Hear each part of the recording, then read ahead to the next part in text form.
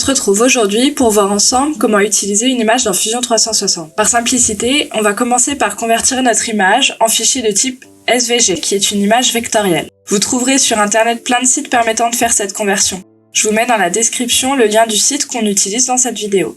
Si vous avez d'autres sites efficaces, partagez-les nous en commentaire. Une fois que votre image est convertie, téléchargez-la et on se retrouve sur Fusion. Sur Fusion 360, vous allez pouvoir créer une esquisse. Ici, nous faisons un carré qui sera repris pour faire un photophore. Et on l'extrude. On va ensuite cliquer sur Insérer et sélectionner Insérer un fichier SVG. Allez récupérer votre document dans son emplacement sur votre ordinateur et cliquez sur Ouvrir.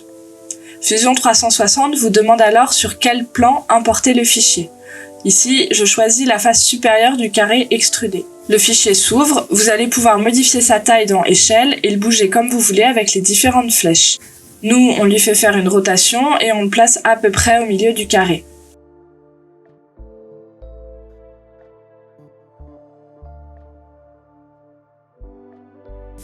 Vous pouvez ensuite terminer l'esquisse. Nous allons ensuite extruder cette image pour avoir le négatif sur le carré. Dans Extruder, on sélectionne les différents éléments de notre image vectorielle et une fois qu'elles sont toutes sélectionnées, on entre de la valeur en négatif avec l'option Couper.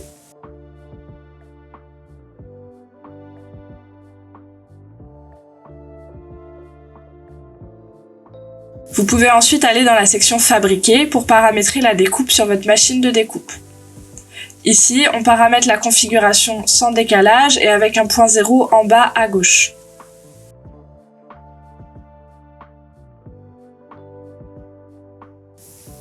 On fait ensuite une opération de contour dans laquelle on sélectionne toutes les parties de notre rose. Et on finit notre stratégie en choisissant la fraise et les profondeurs multiples.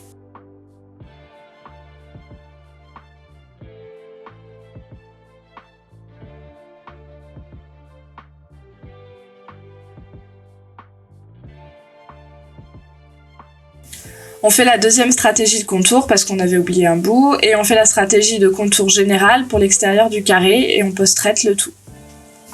Dans le G-code, on rajoute bien la ligne G0Z15 avant le premier mouvement en X et en Y pour que la fraiseuse se relève en débisinage après qu'on ait fait le point 0.